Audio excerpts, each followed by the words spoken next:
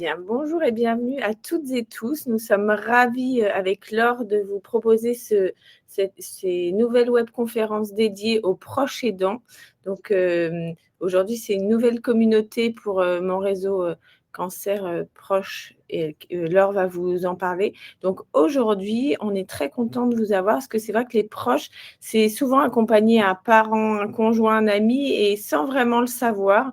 Donc, cette heure va nous permettre d'échanger avec Dominique Thierry, bonjour Dominique, qui est fondatrice de Juris Santé et donc qui va nous offrir un espace pour parler justement de l'aidant, de ses droits et on va vous écouter aussi en posant vos questions sur l'onglet questions. Donc, n'hésitez pas, Laure et moi modérons vos questions et on vous souhaite une très bonne webconférence. Donc un tout petit bonjour rapide, parce que déjà merci de prendre du temps à l'heure du déjeuner, mais on s'est dit que c'était un créneau qui était sensiblement un des plus pratiques pour les proches aidants. On sait que vous avez plein de choses à faire, une charge mentale de folie et pas beaucoup de temps. Donc l'intérêt de la webconférence, c'est que vous pouvez déjeuner en même temps, prendre vos sandwichs, votre café, etc. On ne voit rien. On est ravis d'avoir Dominique Thierry de Juris Santé qui va nous aider aujourd'hui justement à y voir un petit peu plus clair sur finalement cette posture qu'on a et qui peut devenir, j'allais dire, plus ou moins difficile à vivre. Et on est souvent peu informé sur ce rôle essentiel, bien sûr, de soutien à la personne malade, mais aussi de toutes les ressources dont vous pouvez avoir besoin et que parfois on découvre un petit peu trop tard. Donc l'idée, c'est vraiment de réfléchir ensemble à cette réalité. Un petit mot sur mon réseau cancer proche, hein, c'est effectivement, on a toujours pu s'inscrire comme proche aidant sur nos réseaux, mon réseau cancer, du sein, du poumon, gynéco, colorectal. Et en fait, ça faisait un petit peu des sous-groupes. Et à l'occasion donc de la refonte totale de notre solution digitale, en fait, sur mon réseau cancer, maintenant, vous avez vraiment un réseau social qui est dédié aux proches aidants, où il n'y a que des proches aidants. Et l'idée, c'est vraiment de faciliter l'échange entre vous, entre conjoints, entre filles de parents âgés malades ou fils ou amis, sœurs, enfin voilà, et de se retrouver aussi sur les préoccupations qu'on a autour de la maladie. Donc il y a des groupes, j'accompagne quelqu'un qui a un cancer du poumon, j'accompagne quelqu'un qui a un cancer du sein, où on va pouvoir retrouver aussi des patients experts et des contenus d'information pour vous aider à mieux comprendre la maladie, les questions qui se posent. Et puis donc toute une partie de contenu et de ressources qui sont dédiées aux proches aidants et Dominique va vous expliquer aussi tout ça et l'évolution aussi sociétale qui accompagne cette réalité de votre présence absolument essentielle pour les patients, mais plus largement pour la société, d'avoir ce soutien éclairé finalement de nos proches. Donc, sans plus tarder, je laisse la parole à Dominique, que je remercie très sincèrement d'accepter de faire la première avec nous. Et on vous souhaite un très bon moment. N'hésitez pas vraiment à poser vos questions dans le fil dédié, à commenter dans le chat. On reprendra avec Oriane vos questions ou vos préoccupations. Donc, Dominique, bienvenue et à toi. Merci de m'accueillir aujourd'hui. Donc, il faut que je clique sur la présentation, c'est ça? Pour la mettre en grand? Non? Comment est-ce que je fais? Ah, voilà, parfait. Donc, effectivement, ce qu'on constate, c'est qu'il est toujours très difficile de s'inscrire en tant qu'aidant parce qu'au départ, on n'est pas un aidant. On est un papa, une maman, un mari, une épouse, un fils, une sœur, un frère. Mais on n'est pas tout de suite, on ne s'identifie pas d'emblée ni comme un aidant, ni comme un proche aidant. Donc, effectivement, on va un petit peu essayer d'éclaircir tout ça. Donc, je voulais quand même vous partager quelques chiffres clés pour commencer, sachant que les chiffres usuels, c'est qu'il y a environ entre 9,5 millions et 11 millions d'aidants en France, ce qui correspond donc plus ou moins à un Français sur 6. Donc, vous voyez que la population des personnes qui sont dans l'aidance, même s'ils ne se reconnaissent pas en tant qu'aidants, en tout cas, nous sommes très nombreux à être dans ce rôle-là. Et suite à un baromètre qui avait été réalisé par la Ligue contre le cancer, ils avaient identifié que sur ces 11 millions, possiblement 11 millions d'aidants, il y en a quand même 5 millions qui sont aidants en cancérologie. Donc, par rapport à la majorité des aidants qui sont identifiés, ça représente quand même un aidant sur 6 qui s'occupe d'une personne qui est concernée par un cancer, quel que soit le cancer. Et ensuite, donc un autre chiffre qui vient en miroir, c'est que donc 38% des aidants ont aidé une personne atteinte d'un cancer. Donc, en règle générale, comment est-ce que ça débute les danses? Alors, je vous dirais, dans plein de pathologies, les danses, elles vont commencer de manière complètement invisible, parce qu'on va commencer à faire des courses pour son voisin qui n'est pas très bien, qui nous demande de ramener le lait. Et puis petit à petit, on va faire de plus en plus de tâches pour cette personne pour finalement un jour se reconnaître aidant de cette personne. Et ça, c'est quand ça se fait de manière progressive, où effectivement un geste en entraîne un autre, et pour finir par avoir des tâches un peu plus conséquentes, lourdes, et pouvoir s'approprier cette identité d'aidant. Mais dans le cancer, c'est assez spécifique et particulier, parce qu'on a un événement. L'événement, c'est le diagnostic du cancer, en fait. Donc cet événement, c'est quelque chose qui est très fort, c'est une rupture dans la vie, dans le quotidien. Il y a eu plein d'images par rapport à ça, un coup de tonnerre dans un ciel bleu, un tsunami, voilà, il y a plein d'images qui reflètent cet événement, cette annonce, ce diagnostic de cancer, qui provoque donc une onde de choc. Onde de choc qui va effectivement avoir un impact sur la vie personnelle du patient, bien sûr, de la personne que vous allez aider, mais également sur votre propre vie personnelle, avec maintenant une nouvelle notion qui va être la peur permanente de l'imprévu. Parce que la personne va peut-être vous annoncer, elle va devoir faire des chimiothérapies, une chirurgie, de la radiothérapie, une immunothérapie, intégrer un essai clinique, voilà. Donc, à partir de là, il y a toujours la peur, mais si jamais la chirurgie ne se passe pas bien, s'il y a un problème à l'anesthésie, si la chimio se passe mal. Donc, on est dans cette peur permanente de l'imprévu. Ça occasionne un certain nombre de perturbations dans votre vie, mais aussi des questionnements.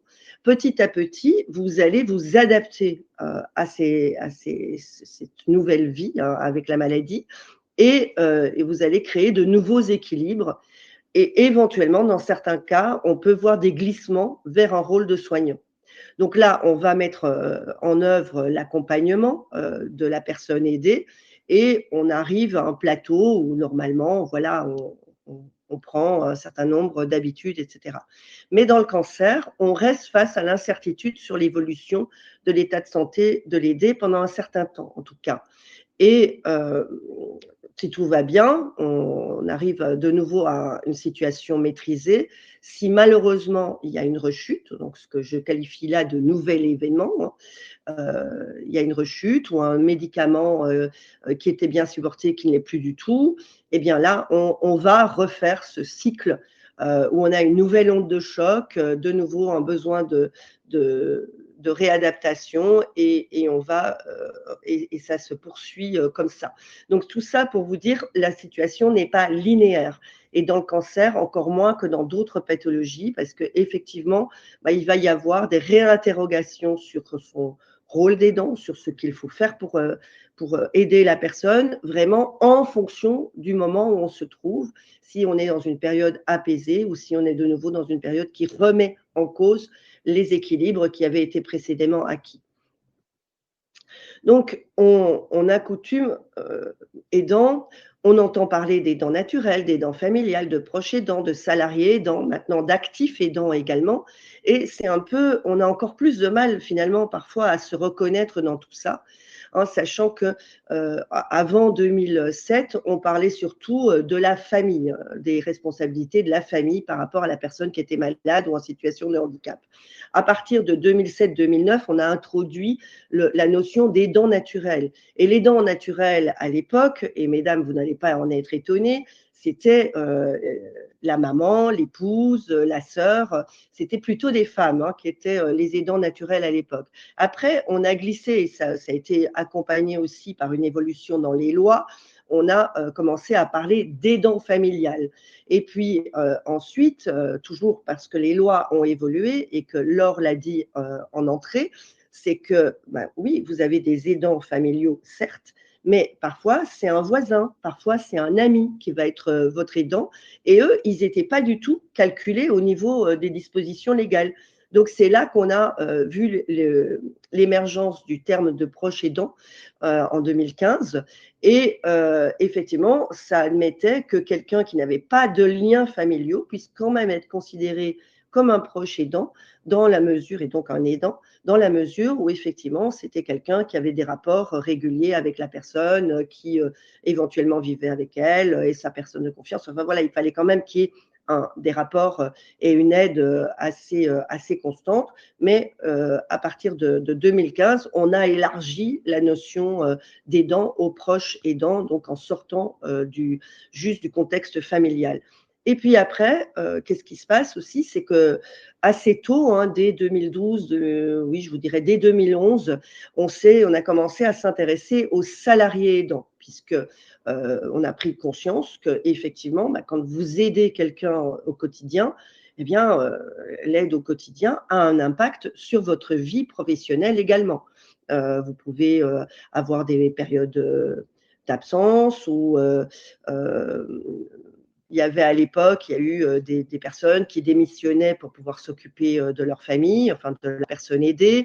Voilà, donc on s'est rendu compte qu'il y avait quand même la question aussi du salarié aidant avec l'initiation par les entreprises d'abord, parce que ce sont d'abord les entreprises qui se sont saisies du sujet assez tôt, dès 2011 pour Badois, en mettant en place des dons de congés par an d'enfants malades.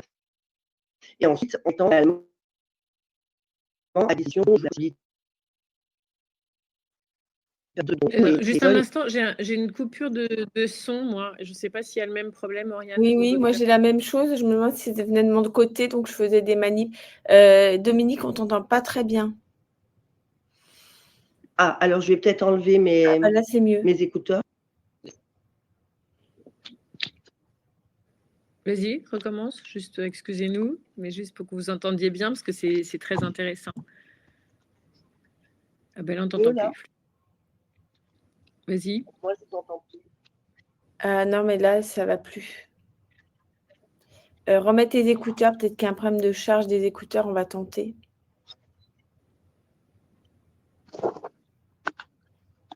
Du coup, c'est l'occasion donc de vous proposer, de vous redire que n'hésitez pas à parler sur le chat, d'échanger, de nous dire aussi peut-être quelle posture vous avez, vous, en tant que, enfin, si vous êtes un aidant plutôt familial, plutôt patient partenaire ou dans d'autres postures, ça peut être intéressant.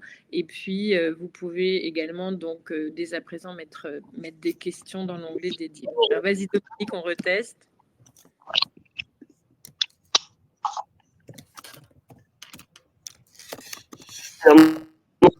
Est-ce que vous m'entendez là? Oui, ça marche. Je propose qu'on va peut-être couper nos caméras avec Oriane pour libérer peut-être un maximum de qualité de flux, comme on dit. Donc voilà, on ne disparaît pas, on coupe juste nos vidéos pour te laisser. Voilà, donc désolé pour ce petit problème technique et on t'écoute. D'accord, donc j'espère que vous m'entendez bien maintenant. Voilà, donc je ne sais plus où j'en étais, mais en tout cas, voilà, donc les entreprises se sont vraiment saisies de ce questionnement par rapport aux salariés aidants. Bon, on n'a pas trop de temps aujourd'hui, mais c'est suite à un salarié qui accompagnait son fils qui était atteint d'un cancer, qui effectivement avait épuisé tous les droits légaux aux différents congés qui existaient, et qui devait reprendre le travail. Et ce sont ses collègues qui ont été présentés à la direction de Badois l'idée de donner des jours de congé à cette personne de manière à ce qu'il puisse rester auprès de son fils, d'autant que tout le monde savait que c'était un enfant qui était en fin de vie. Donc, en quelques jours, ils ont réuni de mémoire 270 dont 2 jours de congé payés, qu'ils ont offert à ce monsieur pour lui permettre de rester auprès de son fils.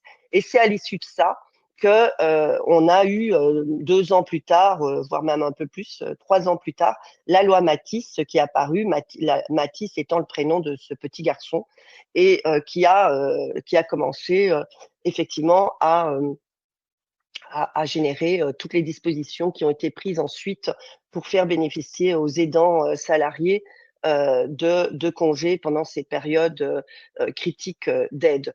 Et puis maintenant, on commence à évoquer le terme de actif aidant, parce qu'en fait, les fonctionnaires ne se reconnaissent pas dans salarié aidant, les indépendants ne se reconnaissent pas non plus dans le terme de salarié aidant. Donc maintenant, on a également le terme d'actif aidant. Et j'ajouterais que l'INCA commence à évoquer le terme de aidant cancer également. Donc, finalement, qui est-ce qui est considéré comme un proche aidant pour ouvrir les droits des aidants? Eh bien, est considéré comme proche aidant la personne qui vient en aide de manière régulière et fréquente à titre non professionnel pour accomplir des actes ou des activités de la vie quotidienne d'une personne en perte d'autonomie du fait de l'âge, de la maladie ou du handicap. Donc, on a également eu un élargissement de cette définition, puisqu'au début, ça ne concernait la définition, elle était vraiment faite uniquement par rapport à la perte d'autonomie, voire de la dépendance, en fait.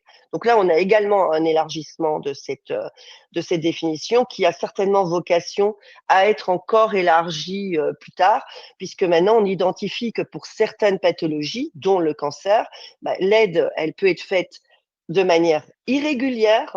Dans certains cancers, on va avoir des temps forts où on a besoin d'aide, puis il y aura éventuellement un temps où la personne aura moins besoin d'aide, voire sera considérée comme stabilisée, puis de nouveau un épisode où elle doit reprendre des chimiothérapies, des traitements lourds, où elle va de nouveau avoir besoin de beaucoup d'aide. Donc ce qu'on constate, c'est que dans le cancer, en fait, il est parfois difficile aussi de se reconnaître comme aidant ou de penser qu'on est légitime à se présenter comme un aidant, parce que finalement, on a cette impression, bah oui, mais je suis pas, je suis certes, je fais une aide, mais qui est irrégulière. Eh bien, donc la vocation par la suite, c'est d'élargir de manière à ce qu'on puisse prendre en compte de l'aide qui serait certes irrégulière, mais néanmoins fréquente et néanmoins qui représente un certain point.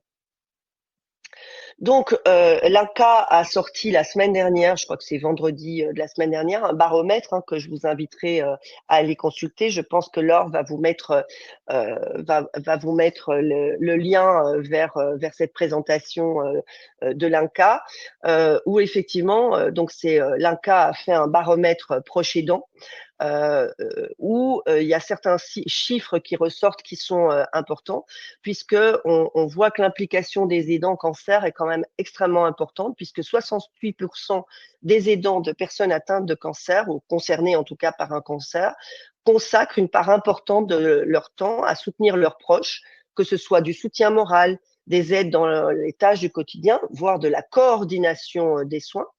Et parmi les formes de soutien, il y a vraiment le soutien moral, les aides aux activités du quotidien et l'organisation des soins sont particulièrement fréquents.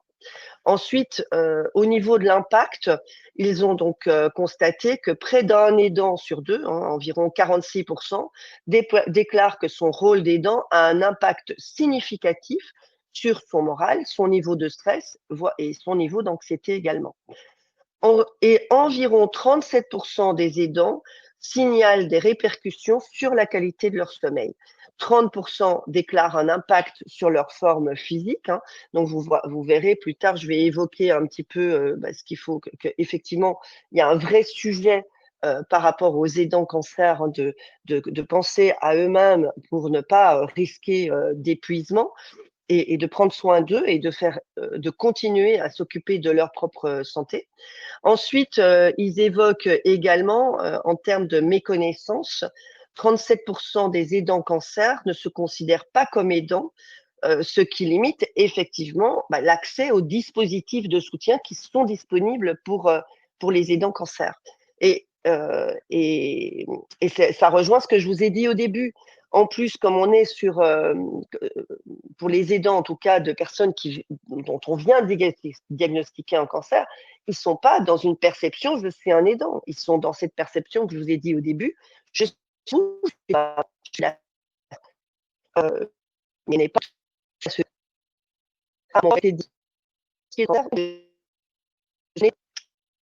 Est-ce que Attends, ça recoupe le son là.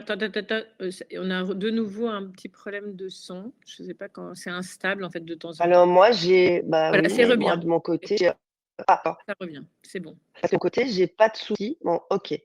Donc j'espère que vous avez tout entendu. Donc voilà, donc il y a vraiment un enjeu de reconnaissance des aidants, d'identifier les aidants pour eux-mêmes, mais aussi de la part des professionnels qui accompagnent le patient et des associations de patients. Et c'est bien pour ça, je pense que Laure a créé mon réseau cancer proche. C'est vraiment dans cette optique-là, c'est de permettre aux personnes de se reconnaître certes comme des proches, mais qui à un certain moment deviennent des aidants qui, à partir de là, vont acquérir des droits propres.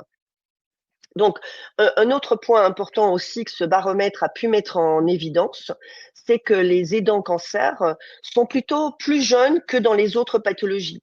Les aidants dans d'autres contextes sont un petit peu plus âgés. Ici, on a 60% des aidants qui ont moins de 50 ans, ce qui est vraiment une spécificité au cancer. Et du coup, l'INCa a également utilisé par rapport à l'utilisation des dispositifs de soutien existants qu'ils ont un petit peu référencés. Et donc, 25% des aidants cancer ont eu recours à des aides à domicile, 14% ont accédé à un soutien psychologique, 10% ont utilisé un dispositif de répit. Donc, on voit qu'on n'est quand même pas dans une surutilisation des possibilités de soutien. Donc, ce qu'ils ont constaté aussi, c'est que finalement, en fait, l'offre adaptée aux aidants cancer n'a pas une visibilité suffisante.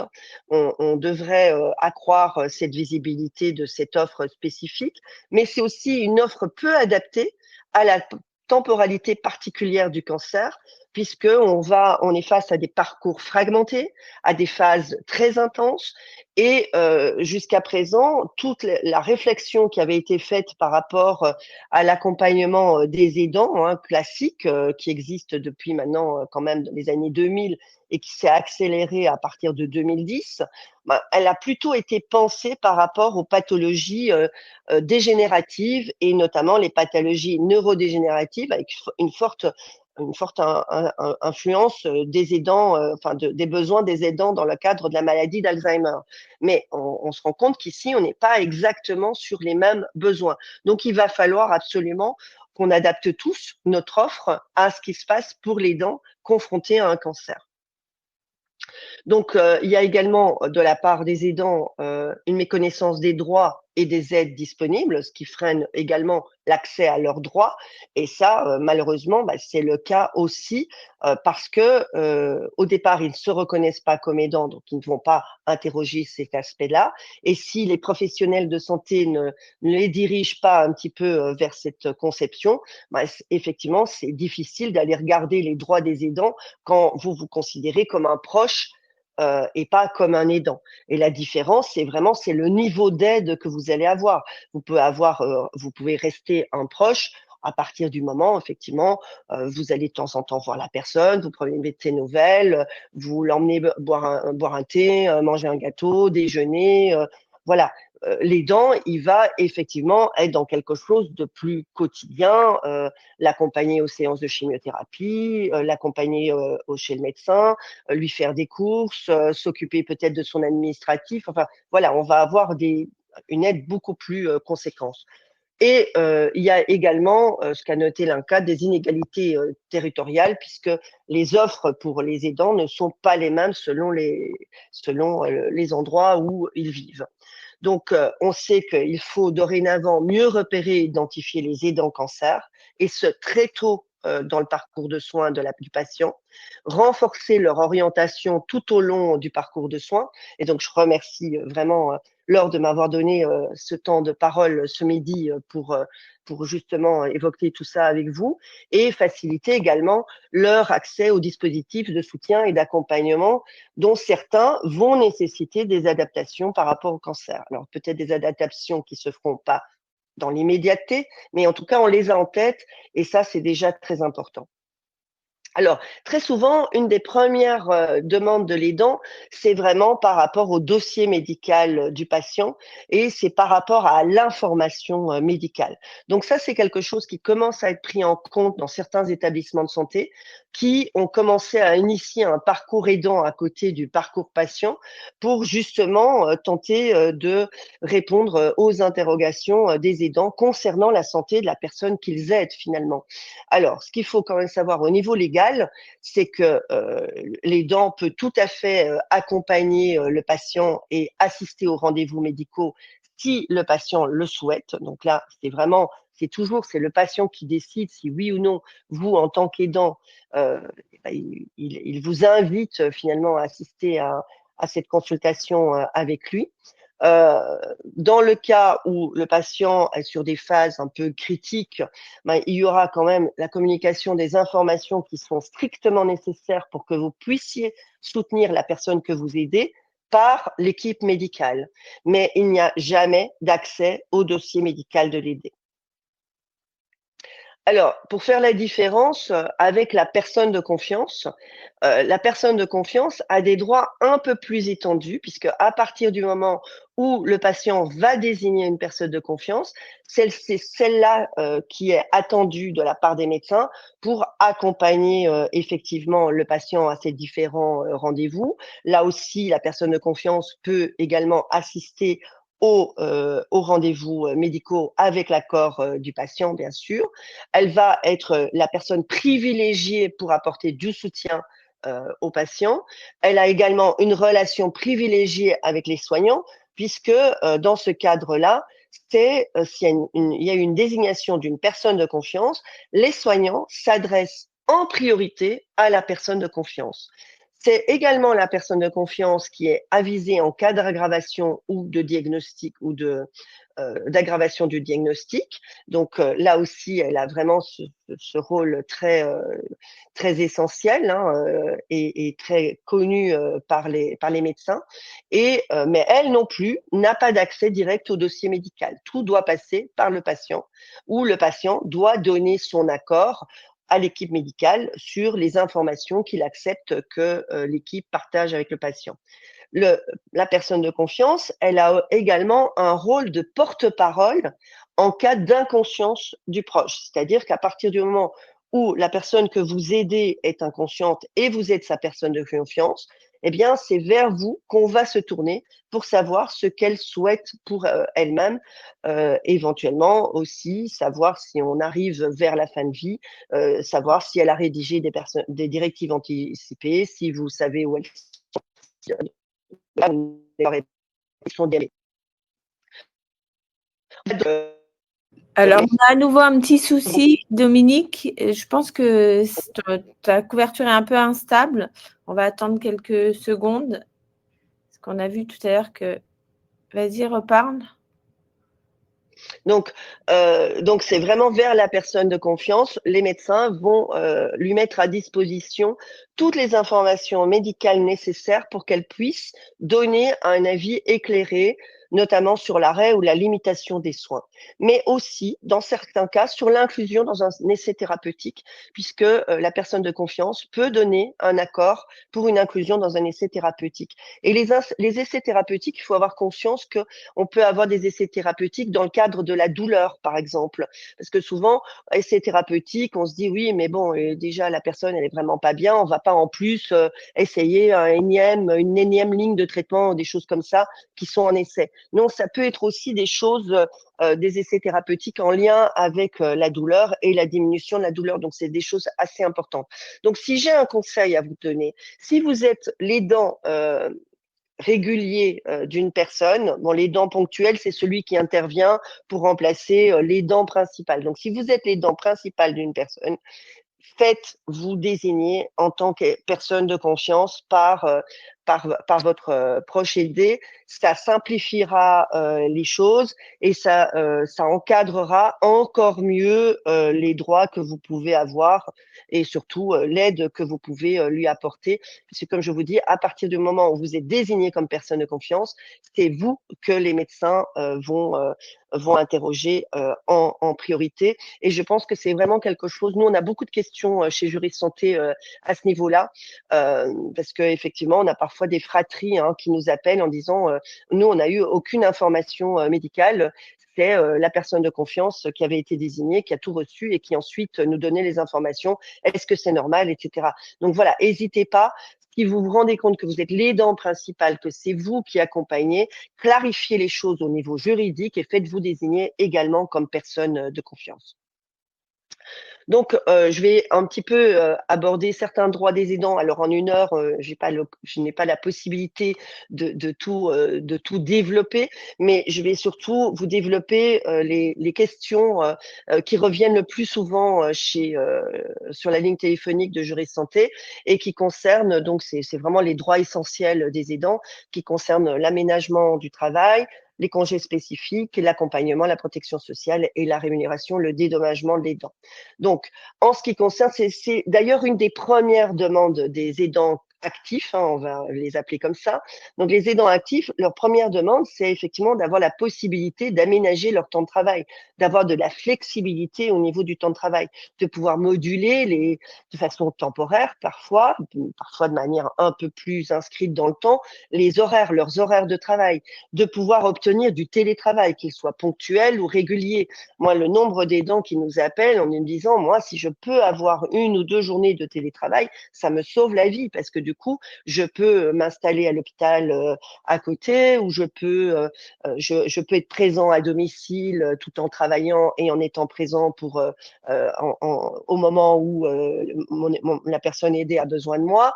Donc, l'aménagement aussi des plages horaires, les arrivées, les départs et éventuellement un passage en temps partiel choisi qui peut être à un moment donné demandé par l'aidant. Tous ces aménagements, en fait, ils sont conditionnés à un accord avec l'employeur. Alors, je vous dirais, c'est beaucoup plus facile à obtenir au niveau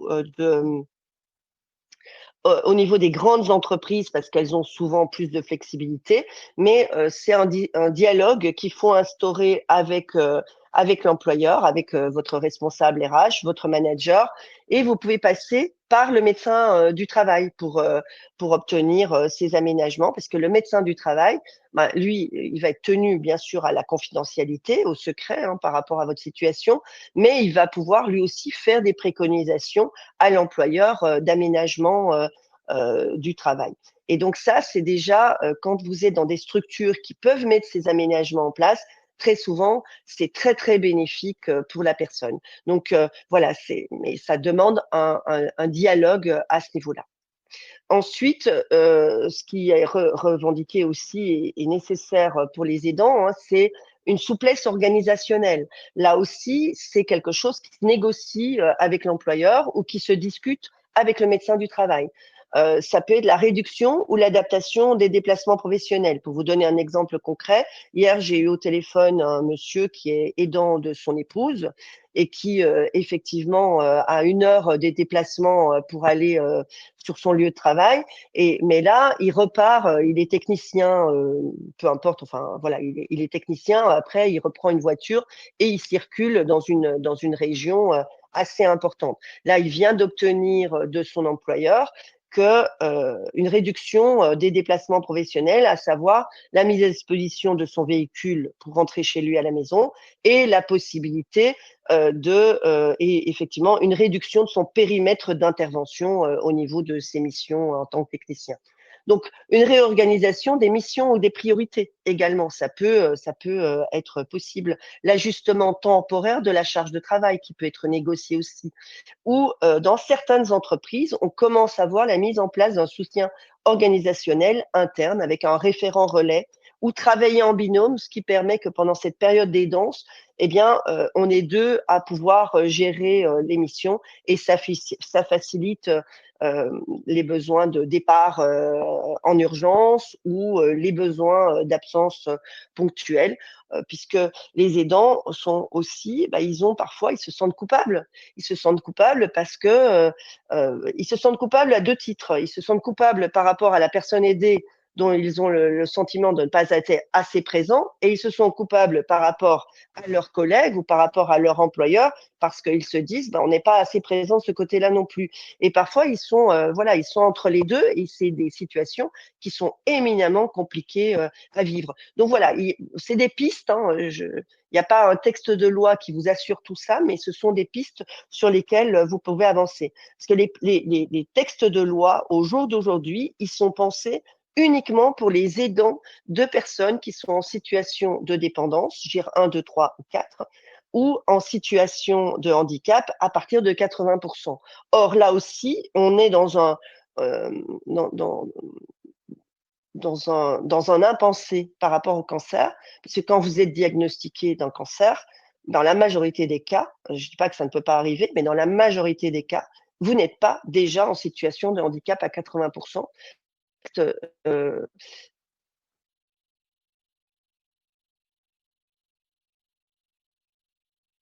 Attends, là, ça a coupé complètement. Dominique, Ta dernière phrase, on ne l'a pas entendue. À patient, vous n'êtes pas à 80%. Est-ce que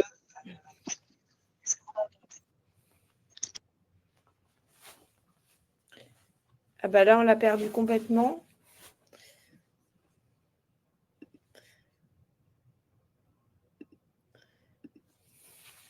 Alors, j'en profite le temps que Oriane, du coup, essaie je pense qu'on a un problème d'instabilité du Wi-Fi chez Dominique. Normalement, il n'y a plus de zone blanche en France, mais il y a parfois quand même des instabilités. Je vais répondre à Aurélie. Donc, le support sera intégré au replay que vous aurez dans quelques jours, donc que nous publierons sur Mon Réseau Cancer proche, mais aussi les réseaux de patients et bien sûr sur les réseaux sociaux aussi. Donc, n'hésitez pas. Voilà, on fait toujours une actualité pour vous dire quand c'est en ligne. Donc, vous aurez toutes ces informations. Vous pourrez les retrouver et les réécouter. Du coup, on coupera tous les petits bugs techniques. Voilà, j'en profite du coup, le temps que Dominique revienne, pour peut-être vous redire il y a pas mal d'échanges là-dedans dans le chat. Je vous ai remis quelques liens potentiellement utiles. N'hésitez pas à mettre aussi des questions, ce sera plus facile pour nous, typiquement sur les questions de séjour de répit, sur les questions de finalement, on est plusieurs choses. Vous êtes plusieurs à être à la fois patient et proche aidant de quelqu'un d'autre qui a un autre cancer. C'est très lourd. En fait, déjà, sachez que avec Mon Réseau Cancer, vous pouvez vous inscrire sur plusieurs communautés et donc entre guillemets, passer de, par exemple, j'ai un cancer du sein à je veux des informations, échanger avec d'autres personnes qui accompagnent un mari malade, qui avance, etc., dans sa pathologie et j'ai besoin de ressources. Donc, n'hésitez pas vraiment à faire cela, à nous dire aussi sur les réseaux ce dont vous avez besoin. Ça nous aidera beaucoup avec Françoise. Qui est là à justement améliorer le repérage, prioriser, on va dire, les améliorations de contenu, typiquement, où retrouver des propositions de séjour de répit. On va faire ça très rapidement. Et puis, il y a également des rencontres en ligne, des moments d'échange où là, entre guillemets, tout le monde peut se parler et partager son vécu, ce qui peut faire du bien. Voilà, on a retrouvé Dominique, donc je vais me taire et on espère que tu vas pouvoir reprendre la parole sans difficulté. En fait, alors les intelligences artificielles, c'est parfois nos pires ennemis parce que je vois, il y a eu un problème, ça s'est connecté avec mon téléphone en parallèle. Enfin, je crois qu'il y a eu un souci entre mon iPhone et une compétition entre mon iPhone et mon Mac. Donc, bon, comme ça, vous savez tous que je suis sur Mac. Voilà. Donc, un autre point, merci Laure pour toutes les précisions que tu as pu donner pendant que je m'absentais le temps de me reconnecter parce que la plateforme a exigé que je me reconnecte en fait. Donc, la protection, là, ce qu'il faut aussi avoir en tête, c'est que on protège quand même le salarié ou le fonctionnaire aidant, dans le sens où je vous ai dit, les échanges avec le médecin du travail sont confidentiels. Il y a un maintien des droits sociaux au travers de l'assurance vieillesse des aidants. Donc, quand le salarié aidant ou le fonctionnaire aidant ou l'actif ou l'indépendant qui est aidant va demander à pouvoir bénéficier d'un congé de proche aidant, je vais l'évoquer tout à l'heure, eh bien, il y aura effectivement la possibilité de maintenir des droits à l'acquisition de trimestres pour la retraite. Il y a aussi un principe de non-discrimination qui est lié au statut d'aidant que doivent respecter les entreprises. Et puis, de plus en plus de structures, d'employeurs proposent des actions d'information et de soutien pour sensibiliser. Parfois, ils mettent en place une plateforme ou des référents aidants, salariés ou fonctionnaires aidants, de manière à mieux accompagner ce public particulier, enfin ces salariés ou ces fonctionnaires ou ces actifs particuliers. Il peut y avoir même, on commence à voir apparaître des articulations avec la prévoyance. Il faut espérer d'ailleurs que ça puisse se développer, c'est-à-dire que les prévoyances peuvent prévoir qu'elles vont intervenir pour compléter les sommes que peuvent percevoir l'aidant lorsqu'il prend un congé de proche aidant, par exemple. Alors, je ne vous dis pas que c'est fréquent encore aujourd'hui, mais ça va certainement se développer dans l'avenir. La même chose pour les assurances emprunteurs qui peuvent intervenir dans le cas où la personne est en arrêt maladie, mais l'évolution devrait être également de pouvoir effectivement proposer des garanties quand la personne s'arrête de travailler pour aider un proche. Donc ça, c'est des choses qui se mettent en place petit à petit et il ne faut pas hésiter aussi, si vous êtes dans un cadre bienveillant, à avoir un entretien avec le manager ou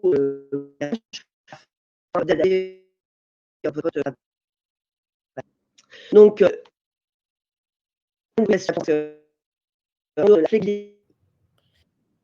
Dominique, on t'a reperdu. Dominique, on t'a reperdu. Est-ce que si on fermait ta caméra, on aurait plus de flux? On tente? Ferme ta caméra. Vas-y.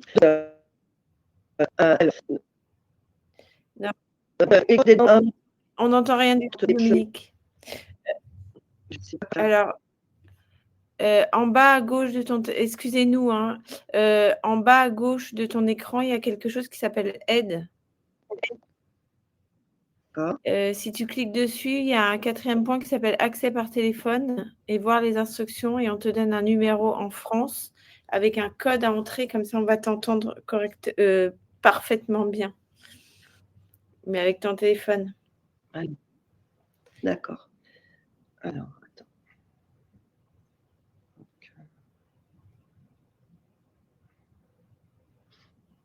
Parce que j'en fais plein.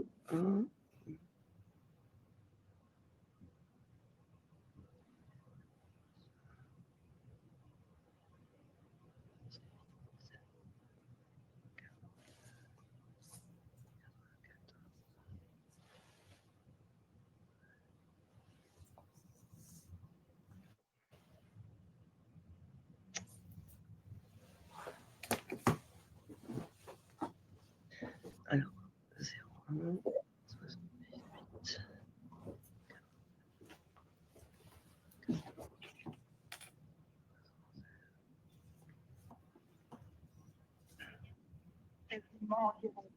C'est bon? Ah, le code. Alors,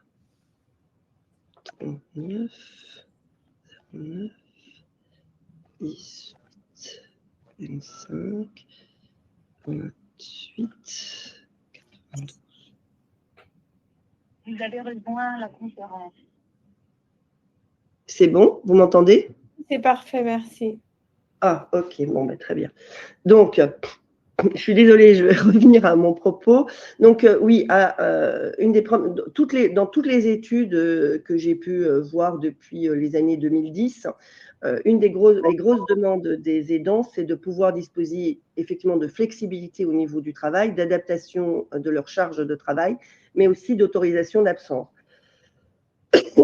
Dans ce cadre-là, effectivement, on a différentes choses qui peuvent être proposées, comme le congé de proche aidant, le congé de présence parentale lorsqu'on a un enfant gravement malade et donc qui est possible jusqu'à l'âge de 20 ans, le don de jours de congé qui a été mis en... maintenant, j'ai un écho.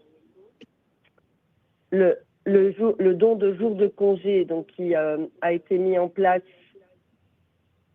depuis donc, les années 2014 de manière... je suis désolée, j'arrive pas à me concentrer, j'ai un écho. Non, ça marche bien là. Il faut que tu coupes le son de ton ordinateur pour peut-être avoir uniquement le téléphone. Merci. Alors, on coupera tout ça dans le replay, hein, t'inquiète pas. Oui, je suis désolée. Hein, vraiment, c'est la première fois que j'ai autant de difficultés sur une plateforme. Bon, bref. Donc, du coup, je reprends mon propos. Donc, effectivement, le don de jours de congé, donc, dont je vous ai un petit peu fait part de l'historique et qui a été inscrit dans la loi en 2014, donc bénéficier de dons de jours de congé de la part de ses collègues. Et puis, il y a tous les jours d'absence conventionnelle ou autorisation d'absence que vous pouvez avoir pour raison familiale, dont les jours de congé pour enfants malades, par exemple. Et puis, les absences pour des démarches médicales, administratives, selon les accords d'entreprise. Donc, il faut se référer à vos accords d'entreprise. Donc, pour y voir un petit peu de plus près, donc dans les congés vraiment spécifiques aux aidants, le premier vraiment qui avait rempli un rôle non négligeable, c'est le don de jours de repos. À l'époque où l'équivalent du congé de proche aidant à l'époque, en fait, ne permettait pas d'avoir un financement. Donc là, on utilisait essentiellement la possibilité d'avoir des dons par les collègues. Et ça marche très bien encore de nos jours. Le gros avantage, c'est que quand on bénéficie de ces dons de jours de jours de repos, en fait, la personne, le salarié aidant qui les reçoit ou le fonctionnaire qui les reçoit est considéré comme étant en congé payé. Donc tous les avantages restent acquis. De la même manière que quand il est dans l'entreprise, mais surtout, il n'y a aucune perte de salaire dans ce cadre-là. Le congé de présence parentale, lui, il a été mis en place depuis quelque temps déjà, mais il n'avait aucun succès parce qu'effectivement, non, c'est le congé de proche aidant, excusez-moi, mais tout ça m'a perturbée. Donc le congé de présence parentale, lui, il existe également depuis un certain nombre d'années maintenant, mais initialement, on pouvait le prendre une seule fois, il ne pouvait pas être renouvelé. Et donc, ça restait très limité dans le temps. Aujourd'hui, grâce au congé de présence parentale, donc quand on est l'aidant d'un enfant malade jusqu'à 20 ans, peut permettre de bénéficier de 310 jours d'allocation journalière de présence parentale. Et ensuite, il peut être renouvelé pour 310 jours une fois. Donc, on peut avoir jusqu'à 620 jours d'allocation journalière de présence parentale, sachant que c'est limité à 22 allocations par mois. Donc là, pour le congé de présence parentale, ça marche assez bien. Donc, on demande le congé de présence parentale à l'employeur et on demande l'allocation journalière de présence parentale, soit à la CAF, soit à la MSA. Ensuite est venu le congé de proche aidant qui, quand il a été créé, a connu peu de succès parce qu'en fait, finalement, il n'y avait pas de possibilité d'obtenir il n'y avait pas d'allocation journalière créée en face. Et donc, à partir de là, oui, on pouvait effectivement demander un congé de proche aidant jusqu'à 1 an sur toute sa carrière pour la personne aidée, ou pour plusieurs personnes aidées, à l'époque d'ailleurs, quel que soit le nombre de personnes aidées, mais il n'y avait rien en face. Donc là, c'était quand même très difficile de quitter son emploi dans le cadre de congé de proche aidant, alors qu'il n'y avait aucun financement en miroir. Donc, depuis 2020 a été créée l'allocation journalière de proche aidant, donc l'AJPA, sachant que ça reste quand même un dispositif qui est limité, puisque là, on n'est pas à 310 jours ou 620 jours d'allocation journalière possible, on est à 66 jours d'allocation journalière qui peuvent être attribués dans le cadre du congé de proche aidant, qui lui est prévu dorénavant pour, vous pouvez le solliciter pour aider jusqu'à 4 personnes. Donc, vous pouvez demander 4 fois ce congé de proche aidant, chaque fois 1 an sur toute la carrière et avec effectivement en financement 66 jours d'allocation journalière qui pourront être proposés. Et enfin, vous avez je me permets, Dominique, de te poser une question.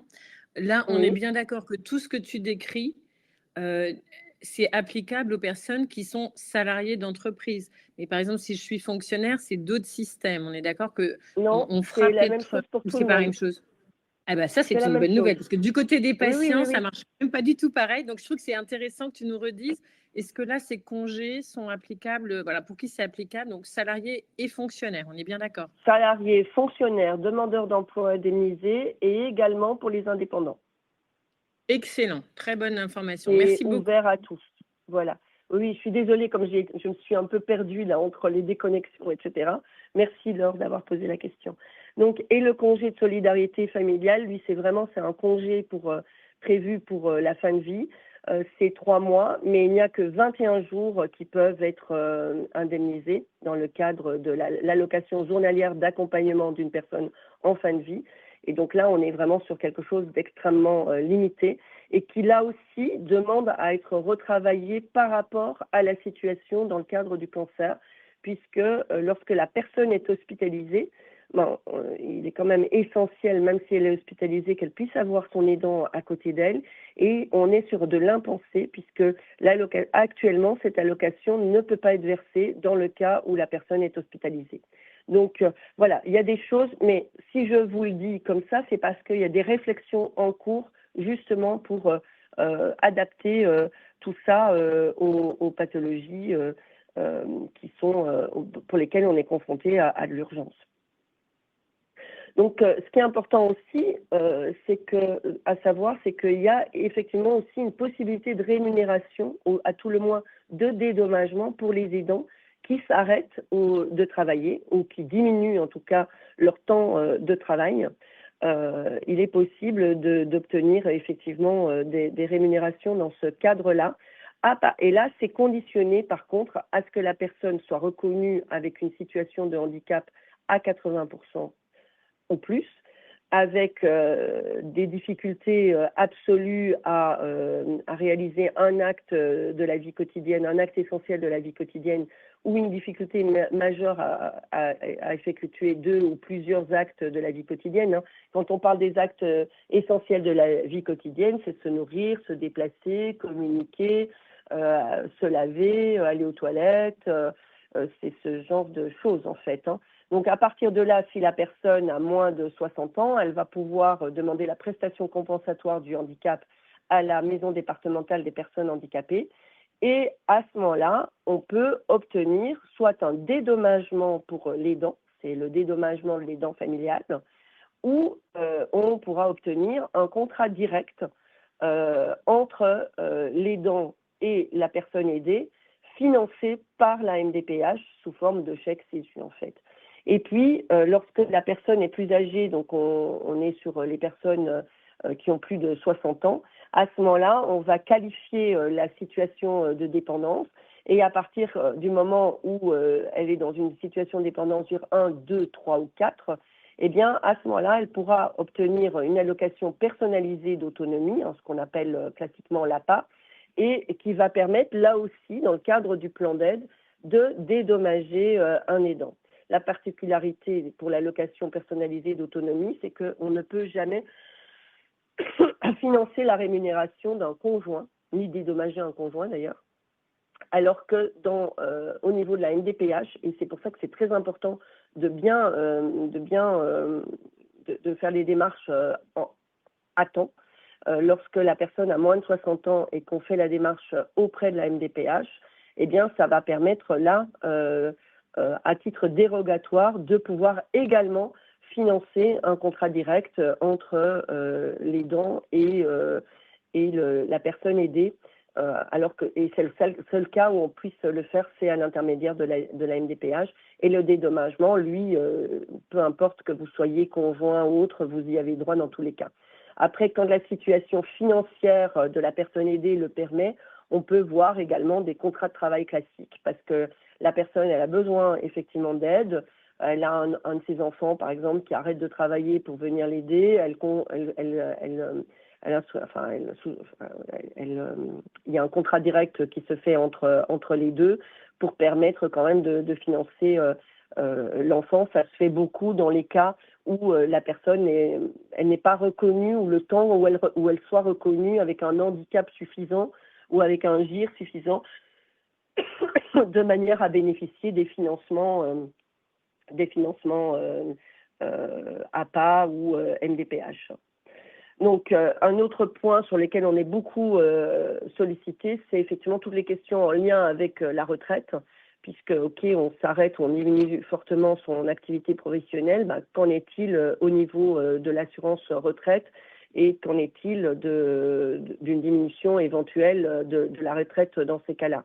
Alors là aussi, du coup, quand vous êtes en congé proche aidant ou en congé de présence parentale ou encore en congé de solidarité, dans ce cas-là, l'affiliation est gratuite à l'assurance retraite des aidants, puisqu'on a créé en 2023 l'assurance retraite des aidants. Lorsque vous arrêtez de travailler au moins 30 mois, vous avez droit à une majoration d'un trimestre. Alors, je sais que ce n'est pas idéal, mais bon, avant, il n'y avait rien du tout. Et lorsque, pareil, vous avez effectivement arrêté de travailler pendant au moins 30 mois pour vous occuper d'une personne aidée à temps plein, sous certaines conditions, là aussi, eh bien, il y a la possibilité d'avoir une retraite à taux plein à 65 ans. Voilà. Ceci étant, la majoration des trimestres à la retraite à taux plein, ça nécessite un certain nombre de conditions, que certaines conditions soient réunies. Donc, c'est loin d'être une panacée au jour d'aujourd'hui.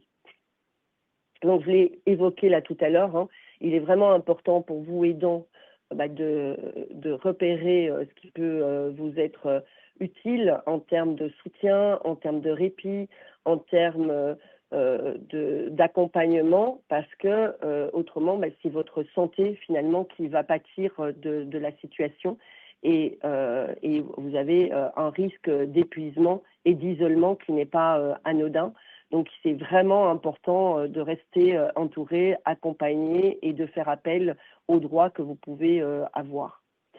Et en conclusion, parce que je vois que l'heure tourne, on est toujours soumis aux mêmes difficultés finalement de repérage des aidants depuis un certain nombre d'années. On n'a toujours pas trouvé de solution miracle.